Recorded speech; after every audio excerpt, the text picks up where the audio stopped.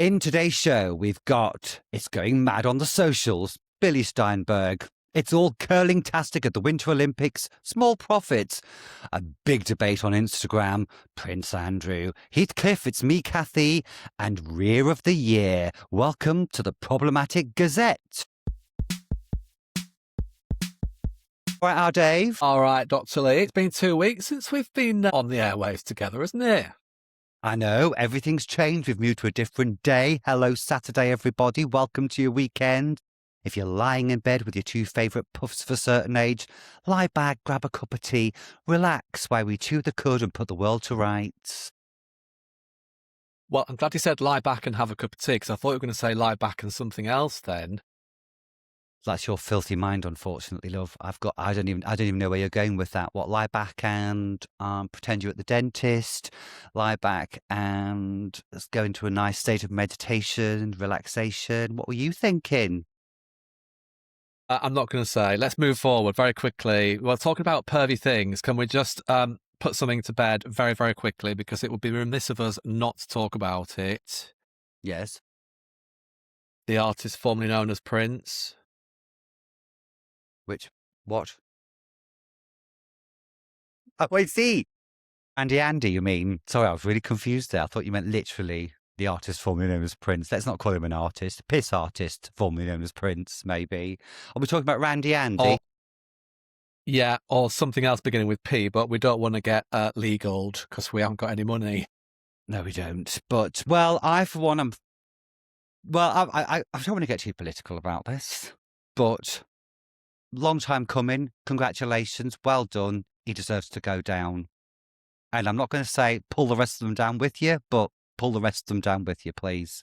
Because who was covering up for this?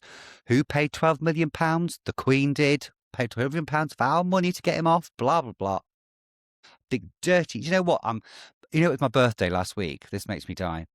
My mum rang me to wish me happy birthday, and we ended up for 20 minutes going about Epstein files, all these fucking rich white men who for years have told us how to behave and have morally policed us or have given the sense that they are better in some way than us. And it's a cabal of dirty bastards. So I am delighted for your birthday, Andy. You got a knock at the door. Get out of here.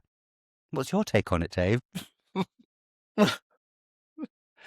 There's been a lot of debate, hasn't there, about the downfall of the monarchy. Is this the end of the monarchy? My 2 penn'orths worth is monarchy's done for already. You know, as soon as Queenie died, that's it. No one gives a shit anymore. No one gives a shit about Charles III and his second wife, Queen Camilla. You know, it's just everybody's moved forward. It's just not that kind of world anymore. Fine for when it was. But now it's just like, okay, why don't we just stop giving them money because they're rich enough? If they want to carry on with all these titles and pomp and, you know, ceremony and everything. Now, they're not drawing tourism, because that's the whole debate, isn't it? Places like Hampton Court, Windsor Castle, Buckingham Palace, they're drawing in the tourists. It's not the royals themselves. They'll still exist. They can still be called King Charles. But let's just stop giving them fucking money. That's my 2 penn'orth. And also, everyone's debating whether, you know, Randy Andy, I won't call him Randy Andy anymore because it's just a little bit flippant, isn't it? Yes. But everyone's saying, oh, I wonder if Andrew was in a police cell and all this kind of stuff, you know, and he had like the only time he's been in a room that's got a bed and a toilet in it. But I'm sure he was in a kind of like plush, cushy interview suite for the few hours he was there, etc. Might have got his fingers printed, but do you know what I mean? I want to think of him just in a cell with a toilet and a sink in the corner, you know. And I'm sick of people saying, oh, what would the Queen? She'd be so sad. The Queen gave £12 million to shut Virginia Giuffre up, you know. She knew what was going on, for God's sake. Anyway, let's not, because it boils my piss, Dave. It boils my piss. I'm delighted what happened. That photograph of him in the back of the car being taken away is a photograph for the ages. That's iconic, immediately iconic. And I read that Russell T Davies was saying the photographer of that photograph was someone he gave a job to on Why Don't You back in 1980, whenever it was. He was one of the young lads in Why Don't You. So he was delighted to see his photograph splashed all over the newspaper's pages. Yeah, I might get that photo framed. Yeah. Yeah, that photo is going to go down in history. There's already the memes going round of the commemorative plate. But just, it felt as though in that picture just encapsulated that perhaps the enormity of what he's been up to has all of a sudden just slapped him in the face. Yeah, absolutely. I couldn't agree more. But let's not soil our Saturdays anymore with talk of him. Let's look on to more esoteric, more edifying matters, such as Rear of the Year. Now, is this because me and your husband were talking about this the last time I was at PG Manor? Yeah, did I put this down as a topic of debate? I think I put it down at that time because do you remember, listeners, Rear of the Year? And it's such a weird concept when you think about it. Basically, Rear of the Year was a celebrity would be awarded Rear of the Year, i.e. who's got the best bum. And there are tons of winners, such as the obvious, like Annika Rice, Nell McAndrew, to the less obvious, like Alan Titchmarsh, Carol Vorderman, who was a multi-winner, I think. And it just seems like a weird kind of snapshot of a Britain gone by, doesn't it? And there was always a photograph of them in the paper peering over their left shoulder while, showing their bum to the camera. What a weird award to have. It was so weird, and perhaps we're not the best people to judge, but some of their rears weren't that great, were they? It was just somebody who was riding the crest of a popularity wave at the time. Do you know who the first one was ever? Who? 1976. Who? Barbara Windsor. Really? Gosh. Wow. Yeah, and running through the years, we've had Felicity Kendall, Susie Quattro, our friend Come on. of the pod. Yeah. Lulu, Elaine Page. Wow.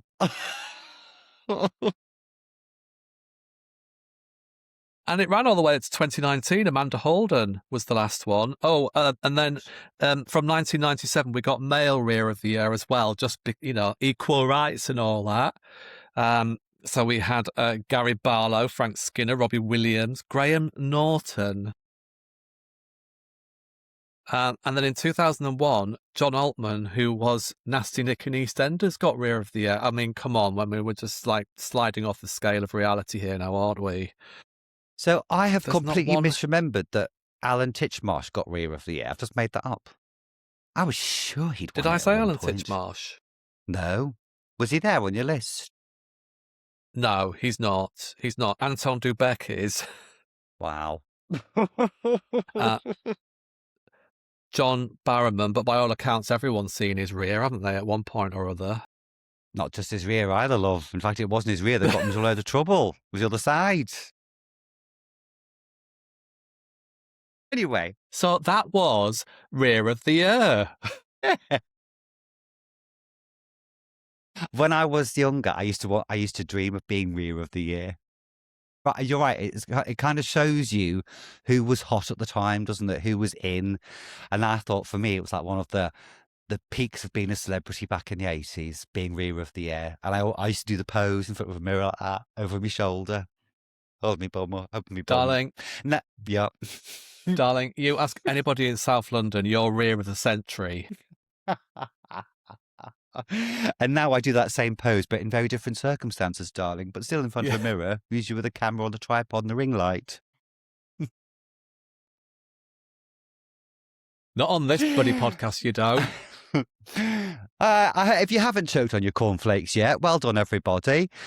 Dempsey and Makepeace, our last week's episode, has been going down a storm, hasn't it, on the socials. People have been flocking to the socials to talk about Glynis Barber and Michael Brandon, but mainly Glynis Barber. A lot of love for Glynis on the socials. It's gone down very well, hasn't it? Yeah, a real lot of love for Dempsey Makepeace. Yeah, and I'm loving what you're putting on our Instagram page at the moment, at Podcast Gaze, if anybody wants to pop on. I really love the interview with Des O'Connor, where she's talking about A, the choppy bob and the craze that she sparked, and B, the intense media scrutiny on their relationship at the time. And it was really interesting what she's saying, actually, about the press are almost one step ahead or 1 week ahead because they're inventing stories about them, which, because they were kind of starting to fall in love and go on dates and things, it was becoming a kind of like a self-fulfilling prophecy. So it's kind of, they would read in the papers exactly what was happening to them, but they actually made it up. So really interesting. But then, you know, what she was saying about you come out of every restaurant and every nightclub, or, you know, or just come out of your own front door and there's a constant barrage of light bulbs. It reminded me very much of when I, little celebrity story here, got into the back of a cab with a well-known celebrity.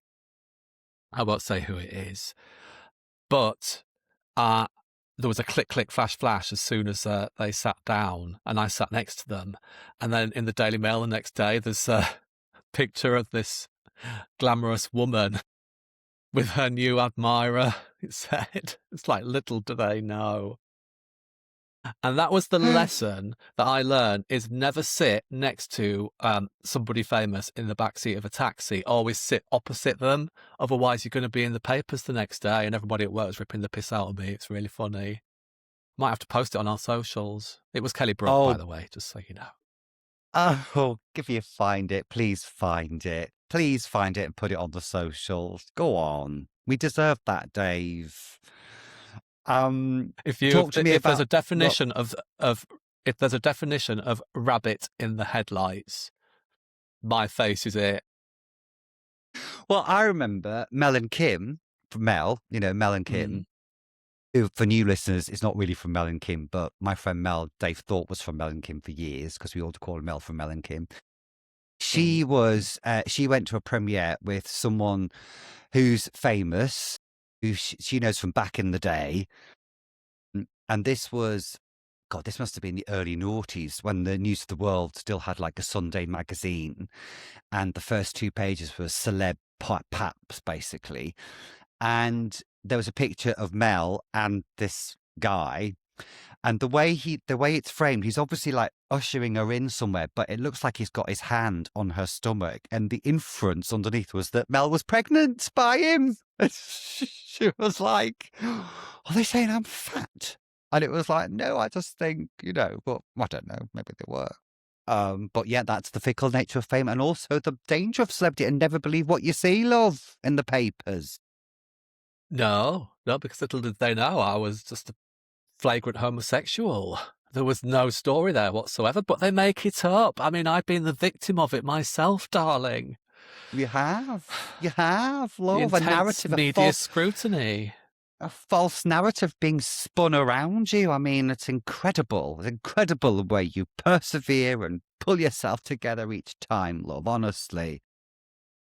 But I pulled through it relatively unscarred, you'll be pleased to know. Good.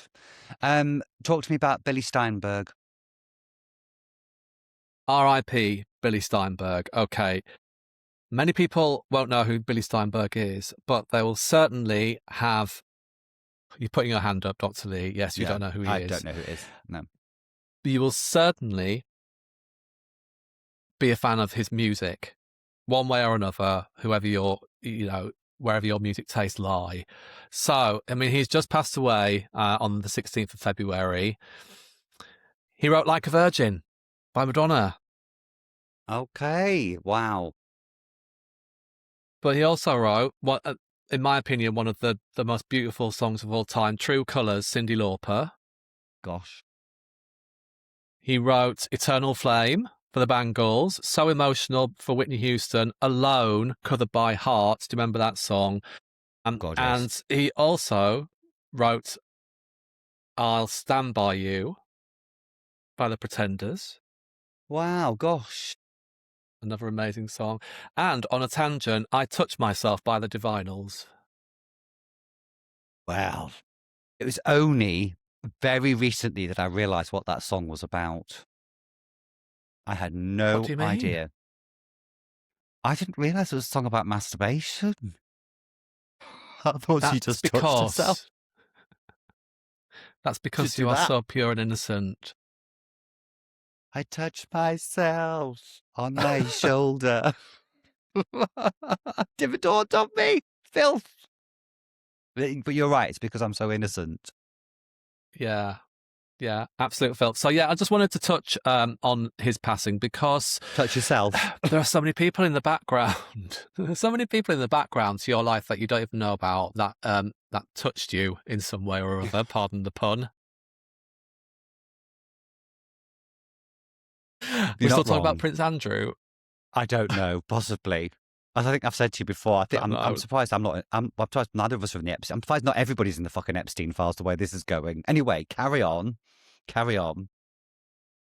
Well, that's it. What we're doing next. Winter Olympics. Yeah, I've been absolutely glued to the Winter Olympics. It's like, it happens every 4 years, doesn't it? Well, it does for me anyway, and I'm sure for a lot of our gazers, help me out here, that you just become obsessed with something that you had absolutely no interest in 24 hours before.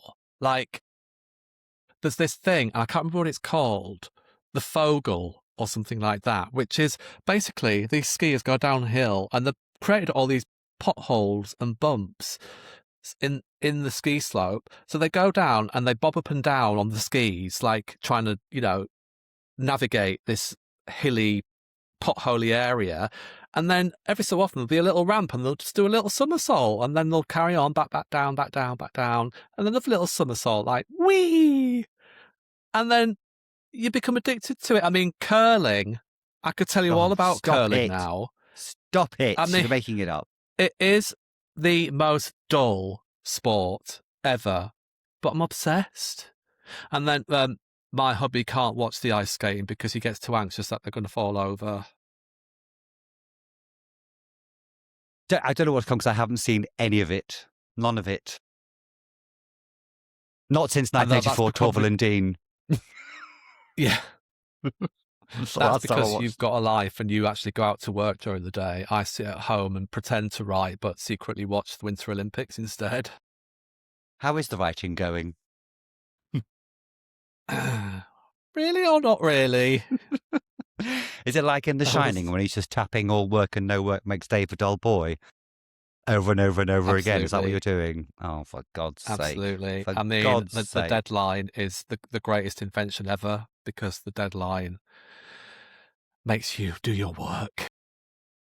Well, you say that, but unless you're Douglas Adams, which you said before, and his famous quote is, "I love the sound of deadlines as they go whooshing past me." So that was Douglas Adams. Can't do that these days. Deadline. No, I haven't seen the Olympics. I'm sorry. It just doesn't. I'm not interested, love. Just weird people doing twisty things on skis and curling, pushing things around ice, and just makes me cold watching it. Did you know that all the curling stones in the world come from one particular island in Scotland? Can we get Carol Vorderman on the phone, please? She's won Reader of the Year as well. Oh, brilliant. Let's get her on. Thank you. Can you send a memo? Thank you. All right, then. Okay. Dr. Lee, before we get on to our little review section that we normally do, talk to me about Geordie v Northumbrian, please, and the scandal that you have managed to ignite over the internet. Scandal. Okay, so I posted with our Geordie Shore episode a clip of a man from a place called Ayrshire, which is not Newcastle, but for the benefit of anybody who doesn't live outside of the 20-mile square radius between Newcastle and Northumberland, it's impenetrable from Geordie. However, what has followed has been not a pile-on, because it's just opened up a massive debate among people on Instagram. Well, that's not Geordie, that's Northumbrian, that's Asherton, that's Bedlington, all arguing about, well, this accent is from tiny little towns around Northumberland. Now, when I was a kid, we always used to just to say Geordie, because no one ever used to know where Northumberland was, you know. And in the local museum, my local museum, which is the only place in the country to have a bagpipe museum. Hello, everybody. That's how to feel in my hometown is. In fact, it's not a bagpipe; it's a Northumbrian pipes museum, which are different to bagpipe. Oh, I'm boring myself. Anyway, they used to have books on how to speak Geordie. My grandma had a tea towel with Geordie phrases, even though we are technically Northumbrian. Now, there's even been this.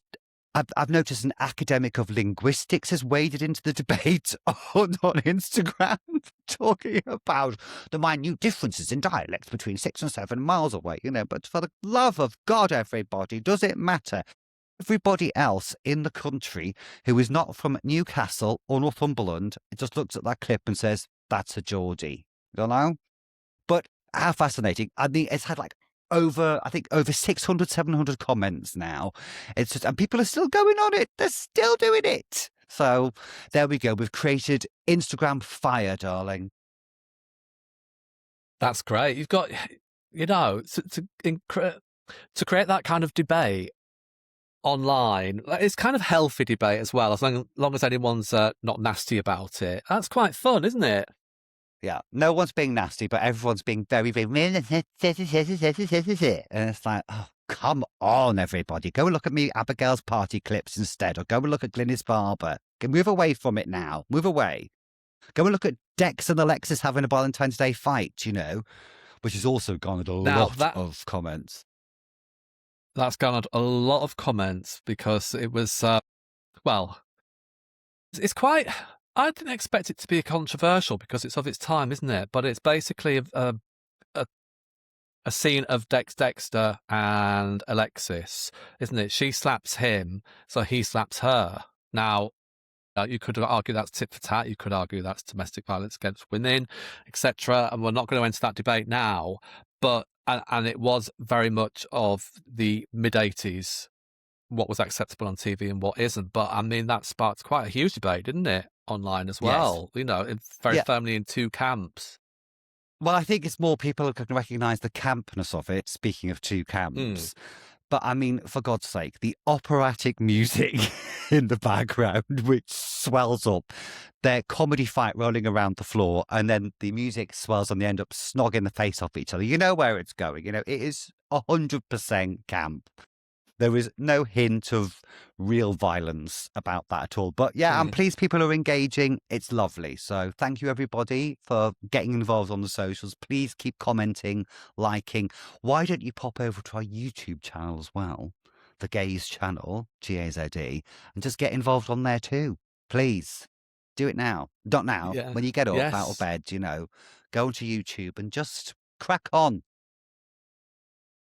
Yeah. On our Gaze channel, you can see us in all our finery. You can put a face to the voice, so to speak. Are you all right there? Yes, I'm just putting a face. Are you lit to the well voice. Enough? Mm-hmm. I think so. Okay, hang on, very good. Hold on. Blinded myself. Is that better? Have you gone halfway through this whole thing without putting your ring light on? No, my ring light's been on. That's a lamp on my desk. I didn't want to put it on so you could see the pink behind me. I never stopped thinking of you, darling. Never stopped thinking of you. I wanted the pink to show up properly. So I could turn it. Actually, the pink looks all right, doesn't it? It does. It does. You've done very well today in your lighting. Thank you. Okay, can we deviate? That's all it takes. Can we deviate?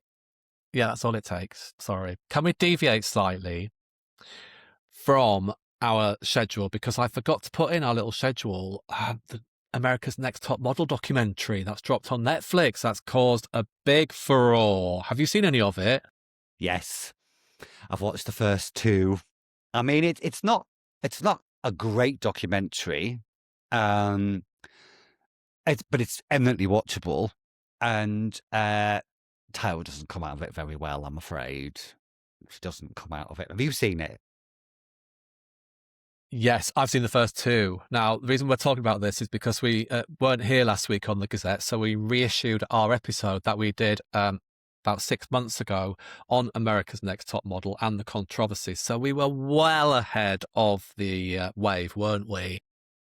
I mean, it was like watching our show, really, wasn't it? We're just with guest stars, you know, not telling us anything we didn't know, darling. No. So, gazers, please refer back to our America's Next Top Model Controversies episode that we did. But yes, you are right. I mean, it was nice to see the contestants as they are now, who went through these hideous experiences at the time. I mean, it was the turn of the century, wasn't it? And it's now 2026. Expectations about what the model industry was about and what you could show on TV and exploiting contestants, etc. It's all there laid bare, isn't it? And the fallout from it. But you are absolutely right. I mean, talk about slopey shoulders. It weren't me, Gov, kind of attitude from Tyra Banks. It's like she's in a different show to everybody else, isn't it? Yeah. And what really surprised me was I didn't realise, perhaps I did, I can't remember, but that it had such a resurgence during lockdown. You know, that everybody, because we had fuck all else to do, started binge watching series of things, and America's Next Top Model was high on everyone's list, and it was only then that the backlash started as like, I can't believe what these women are being forced to do. So yeah, interesting. Yeah. And some of the girl who, that famous meme, you know, I really for you, that famous one, you know, she's come out and said that the stuff that was cut that you didn't see her saying to her on camera was stuff like, you're going to go back to your dirty little ghetto and go to sleep on your filthy mattress with your illegitimate baby. You know, that was cut out from the actual episode.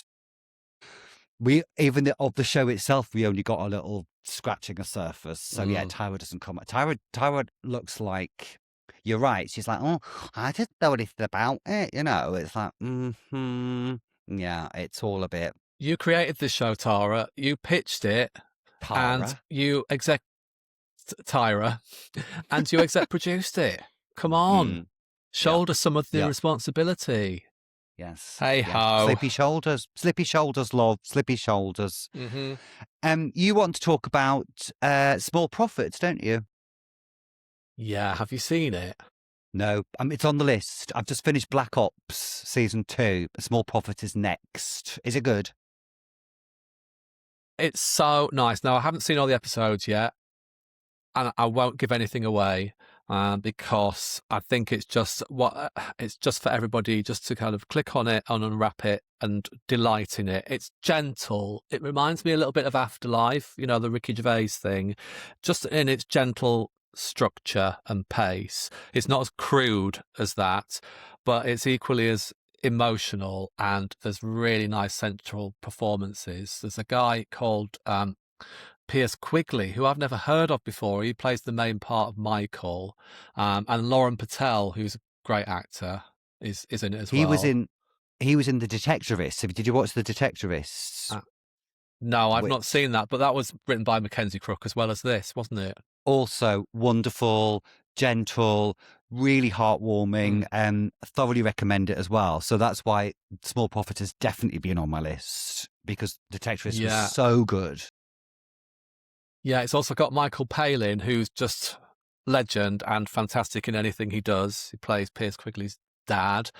And he's got Sophie Willan, who I really enjoy as well, from Alma's Not Normal, and John Pointing, who we talked about having a little secret crush on, you know, from Bad Boys. He's in it as well. And Paul Kay as well, who used to be Dennis Pennis. So yeah, yes. I'm yet to see how it all unfolds, but it's really well worth a watch. If anybody wants some weekend viewing, all our gazers out there, I thoroughly recommend Small Profits. Interestingly, Mackenzie Crook's name has been thrown into the Doctor Who rumour mill as the latest showrunner, not the Doctor. Yeah. So far we've got Pete McTighe, or Pete McTeague, I believe it's pronounced actually, the guy who creates Wentworth. Is it Jack Thorne, the writer of Adolescence and Lord of the Flies? He's supposed to be up for it, but now Mackenzie Crook has joined 3 of them in the latest name in the rumour mill to be the next showrunner of Doctor Who. Now, have we had any official word that Russell T Davies is leaving Doctor Who? I think we have. I think it's actually I don't know, but I mean it seems like a fairly cut and paste job that he's going after the next special, Right. which is later this year. The special starts filming, I think, next month. So we should be getting some rumours are that Tennant is back. His diary has been scratched out. But I don't want to get too fangiki about it, but apparently David Tennant and Billy Piper are back. And something to do with the Doctor's identity has been stolen. That's all I'm going to say.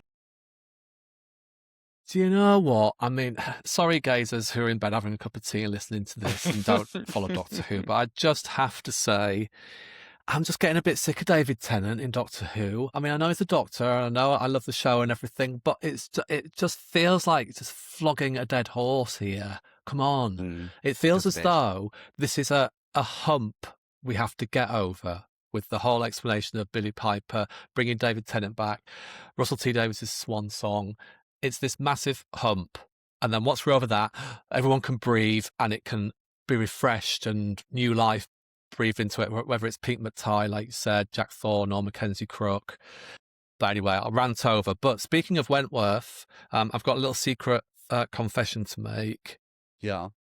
Well, it's quite a big confession. I'm getting really addicted to vintage Prisoner Cell Block H.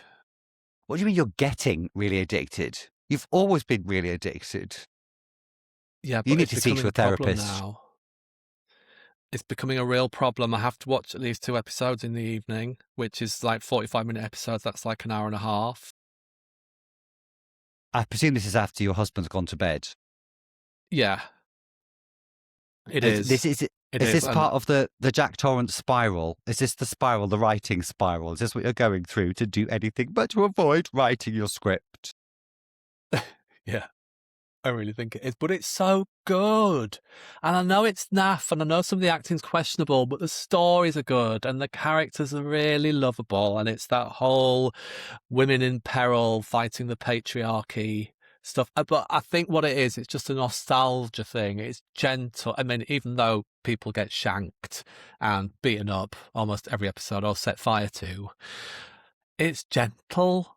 It's storytelling in the slower format that you don't get these days. I mean, I think that's why I like Small Profits so much, that it's a gentle pace. You get time to absorb it rather than these big, 8-parter box set things where it's just bang, bang, bang, bang, bang.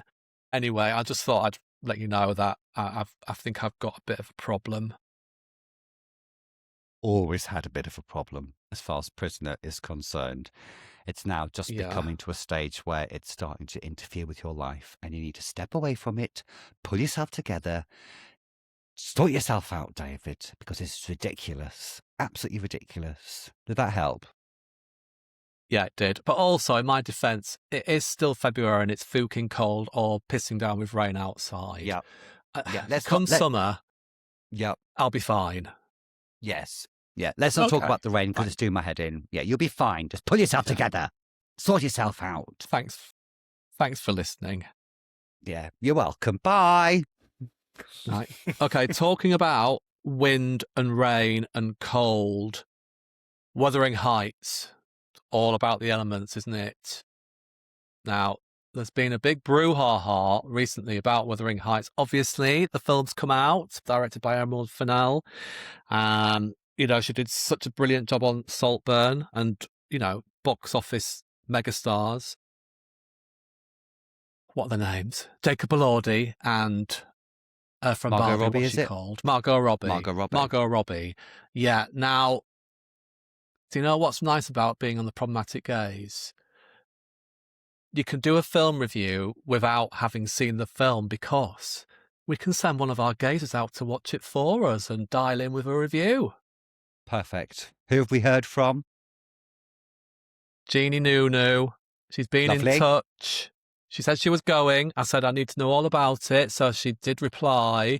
She said, I've just got out and I don't know if I loved it or hate it. It's a completely different spin on the book with Nellie, who's the narrator, as the arch revenger / manipulator and an emasculated Heathcliff. And she says the cinematography, set design, and costume was sumptuous and worth the ticket price alone. I really enjoyed Saltburn and love Emerald Fennell's intellect and humour, but perhaps Wuthering Heights should have been film 4 or film 5 of her career. Do go and see it, though. It's certainly a conversation piece. So, yeah, lots of discussion there. Thank you, Jeannie Nunu, for sending that in. Do you like that we've got on-the-field correspondence?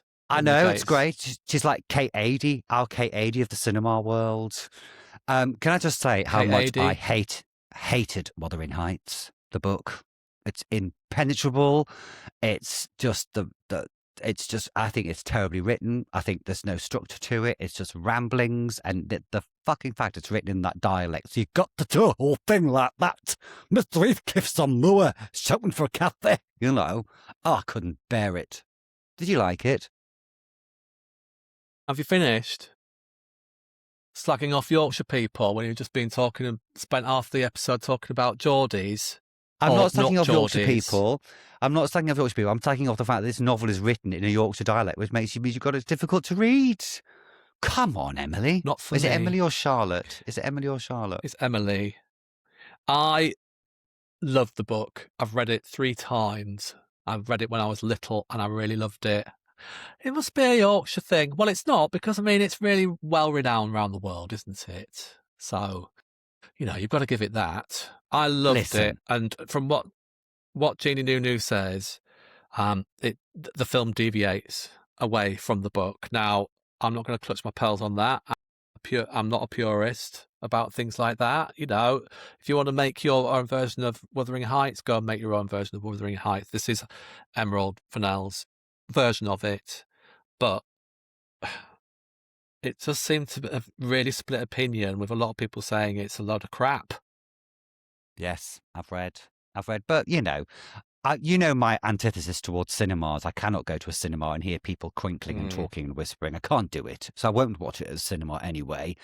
Listen, I've listened to the Kate Bush song many times. I feel like I know the novel very well as a result. And that's as close as I need to get to Wuthering Heights, I think. Withering? What does wuthering even mean? What is it? What does it mean, wuthering? Do you know what? I think you'd be really good on like a Radio 4 film review show. I think you should go on. I have been to Wuthering Heights. You know, I went to the Bronte Parsonage in Haworth.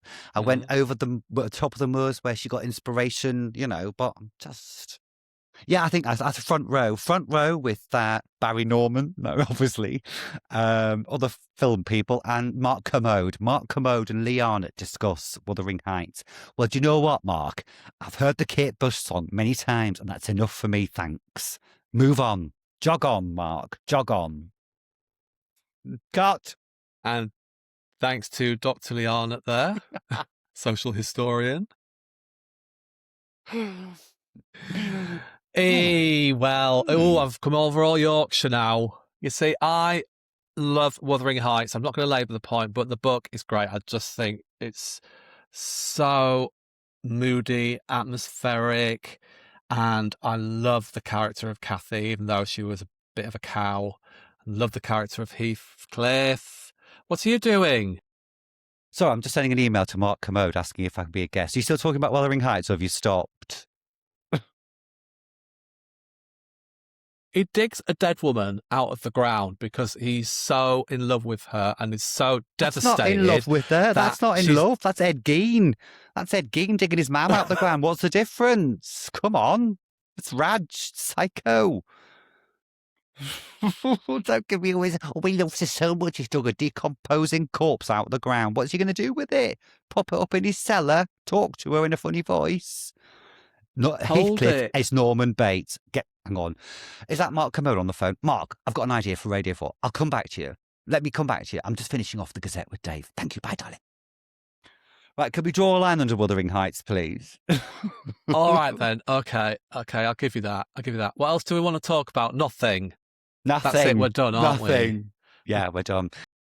But so look forward, everybody, to Tuesday when I think a cracking episode is dropping. I have to say. as we're going back to 1965 for Faster Pussycat! Exclamation mark, kill! Exclamation mark, kill! Faster Pussycat, kill, kill! In the words. Yeah. It's going to be great, isn't it? It was a great film, wasn't it? It was great. We put it in our Gazer homework section of our last episode on Dempsey and Makepeace. So if anyone wants to check it out, it's on YouTube. An hour and 20 minutes out your life, and I guarantee, I mean, it's fucking brilliant for some right reasons and some wrong reasons as well. So we're really looking forward to that debate next week. Faster Pussycat Kill Kill coming out on Tuesday. Have a little drink with it. Pour yourself a little drinky. Settle down, as you say, an hour and 20 minutes, and it's fun, fun, fun. Yep.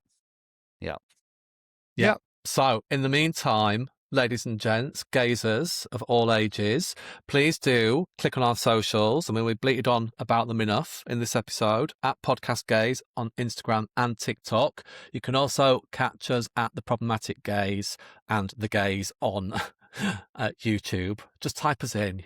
Or click on the link or whatever.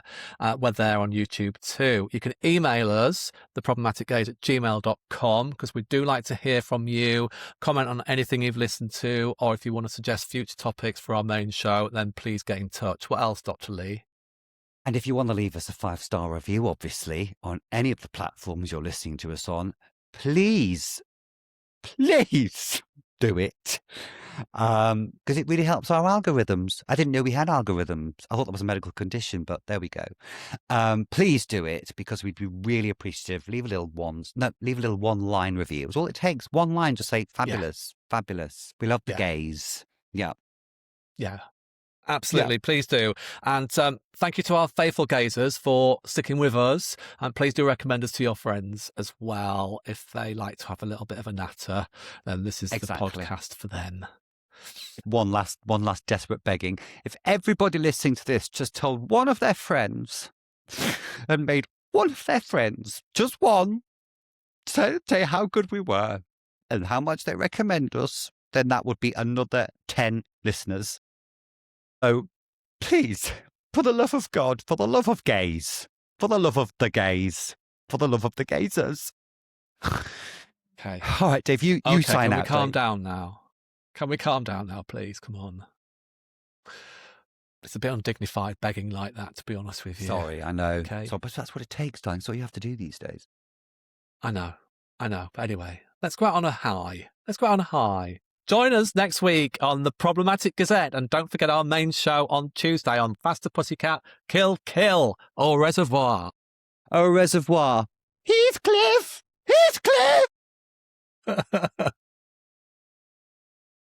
You div.